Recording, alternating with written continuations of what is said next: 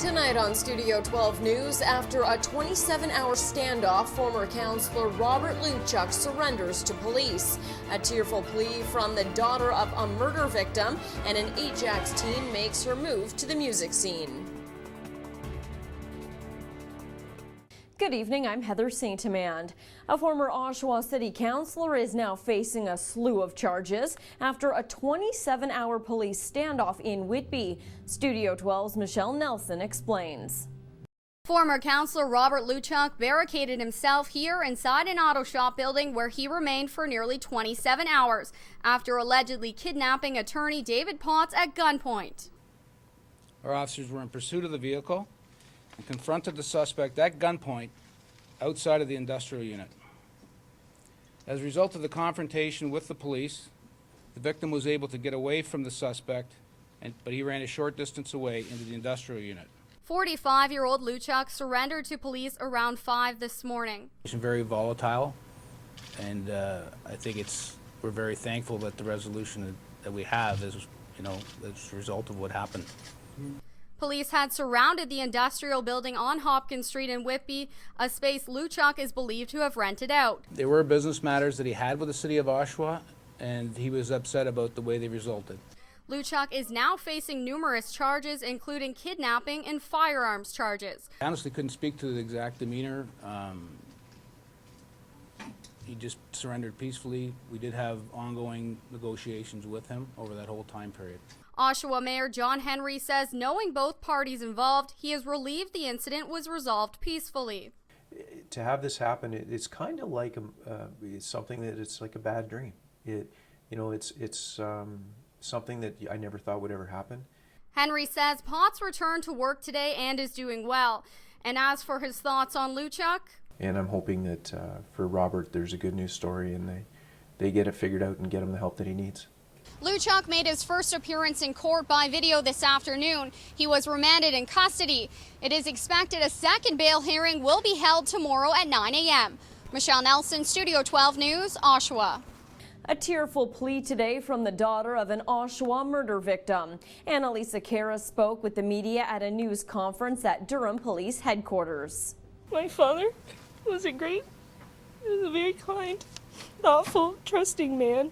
Tears streamed down her face as Annalisa Cara spoke about her father, 56-year-old Claudio Cara, who was found dead inside his Waverly Road home on February 15th. Annalisa Cara told the media this morning the last time she saw her father was on Valentine's Day and that he was a good man. The day before, police say he was at the Swiss Chalet on Taunton Road, then at a convenience store in the Simcoe and Beatrice area where he was buying lottery tickets.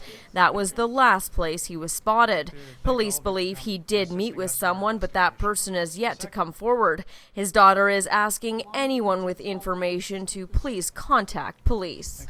If you know or seen anything on Valentine's Day or February 15th, 2012, please come forward and help bring peace and closure to this investigation. We need your help. Please read the poster circulated of my father to bring justice once and for all. Police have an arrest in a violent assault that left the victim with serious head injuries. Police got the call on October 5th to a bar on John Street in Oshawa. The 27-year-old victim had been beaten and kicked in the head. Video footage revealed a suspect and police made the arrest yesterday. 20-year-old Cody Casson faces assault charges and was held for a bail hearing. Waiting on prayers to be answered. It was a heartbreaking process for a local family as two of their children needed special care but finally found it at Grandview Children's Center. A new campaign to reduce the waiting list got underway at the center today. Studio 12's Rita Nave has that story. Carter loves to play. He and his 3-year-old twin brother Madden keep their parents busy running after these energetic boys. Both have autism and were on a waiting list for a year at Grandview Children's Center. Mom Jermett Beatty says it was frustrating having to wait for help. When we went on the list, we were told it was quite a long wait. And it just makes you kind of helpless where you can't help your children with the most crucial time. The boys came off the list 4 weeks ago and now spend 2 hours a week at Grandview. Beatty says they've seen an improvement in the boys since beginning therapy at the center. We did have the More Than Words program, and that helped us a lot also. It taught Ryan and myself to teach the boys at home how to be one-on-one, face-to-face, get more eye contact with them, which improved their skills. While Carter and Madden are no longer on the list, there are many children on it that need help. Currently, there are 1,000 children waiting to access critical therapy services. Grandview Children's Foundation's Executive Director Vicki Earls says they want to help 250 children on the waiting list through their Include Me, Leave No Child Behind holiday campaign. We've launched this campaign because there are so many children waiting for critical rehabilitation services at Grandview. And Grandview serves children with special needs and disabilities who need outpatient rehabilitation services. Earl says there are so many children on the list partly because of lack of resources, among other things. And partly it's because we have a young population in Durham Region and we have a growing population. So there's an increasing need and resources are just not keeping up with us and we're getting further behind. Include Me, Leave No Child Behind holiday campaign runs until December 31st. Rita, Nave, Studio 12 News, Oshawa. An Ajax actress is making her way from the small screen to the recording studio. And as Studio 12's Alex Simpson reports, 18-year-old Degrassi star Jessica Tyler is working hard on her debut album.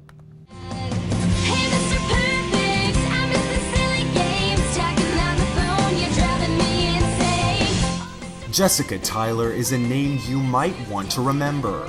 The Ajax native is best known for her role as Jenna Middleton on Degrassi: The Next Generation, but not only does she act, are you doing anything to prepare for this baby? She sings too. Oh, Mr. Perfect, you gave everything to me. It felt like destiny, and you called me right on time. When not filming, Jessica is busy in the studio recording her debut album.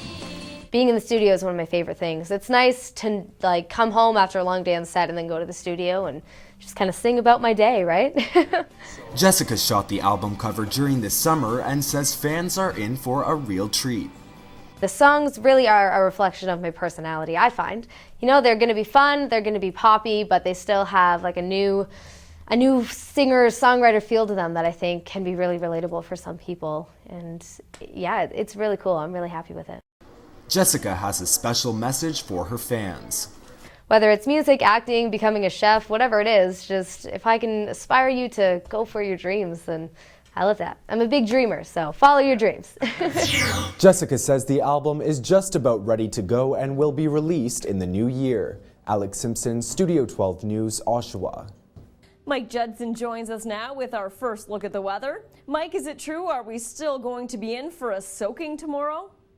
Well, we had to deal with some morning mist and then some random showers throughout much of the afternoon. But hey, we did hit a high of 15 degrees today, so it wasn't all bad. That's well above our seasonal average, and we're going to see another day like that tomorrow. But yes, we are going to see more rain on the way as well. So we're going to start the morning at 11 degrees, partly cloudy. We're going to watch the showers building into the afternoon with the cloud cover, and we're going to be at about 14 degrees by 2 p.m. And then by 5 p.m., we're going to be hitting a high of 17 degrees for tomorrow. Very warm, but at that point, we're going to be seeing much more in the way of showers. Back to you. Thanks, Mike. Susan Boyle's painful performance and James Bond comes out November 9th. Here's Mike Green with your Daily Scoop. After being stripped of his Tour de France titles, Lance Armstrong has been dropped from his Nike contract after what the company says is seemingly insurmountable evidence Lance participated in doping. Armstrong has also stepped down from his Livestrong charity, which Nike will continue to support. Susan Boyle's performance on Dancing with the Stars looked a little painful. Boyle performed alongside Donny Osmond, which might explain the look on her face. James Bond's sexuality is being questioned after a steamy scene with Javier Bardem in Skyfall. Bardem's character reportedly caresses Bond's chest while confessing his attraction for the spy, but Bond's response is creating speculation. Bond apparently says, "What makes you think this is my first time?" Mad Men Season 5 is now available on Blu-ray and DVD. For your chance to win a copy, go to channel12.ca. With Studio 12 Entertainment, I'm Mike Green.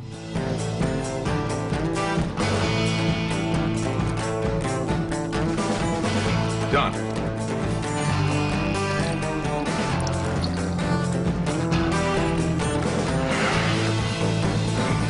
Will you marry me?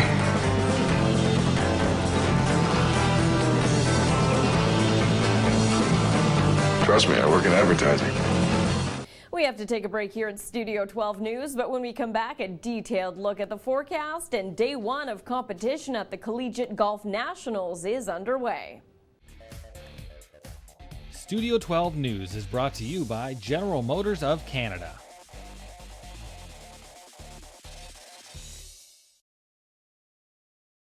Welcome back. They are off and running at the CCAA Golf Nationals. Durham College is hosting the event at the Oshawa Golf and Curling Club. And as Megan Roy reports, one local golfer is carrying much of the Lord's hopes on her shoulders. The top golfers from British Columbia to Prince Edward Island and all provinces in between marched in today for opening ceremonies.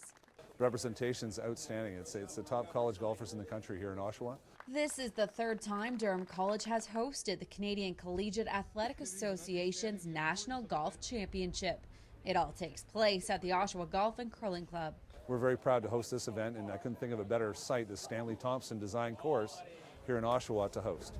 24 teams have made it to the championships, all hoping to ring in the lowest score and become a national champ. Someone who knows a thing or two about that is Durham College's Tiffany Allbath. Her ladies team has been crowned national champions 2 years in a row, and they're looking to make it 3. It's going to be tough, but of course you're trying to go for it, especially having everyone in your back from the college. It's like, oh, can make it 3 years, especially at our home course, but you know, it's going to be tough. Allbath, who is a native of Germany, chose to study at Durham College in large part because she liked the golf team. She even stayed over the summer and worked at this golf course. She's hoping her familiarity with the course will help her team. This course can be really tricky. It's not a long course, but it's really tough, and as a Stanley Thompson course, it's a great design. Megan Roy, CHEX News Watch, Oshawa. And now let's go back to Mike Judson for a detailed look at the 5-day forecast. Mike? Welcome back. Tonight's weather is brought to you by End of the Roll, brand name flooring at incredible prices. You can find them in Whitby at 1810 Dundas Street East, or of course you can always check them out on their website at endoftheroll.com. Well, we had a pretty warm day today, not really feeling too much like autumn. We did get up to a high of 15 degrees in the Durham region.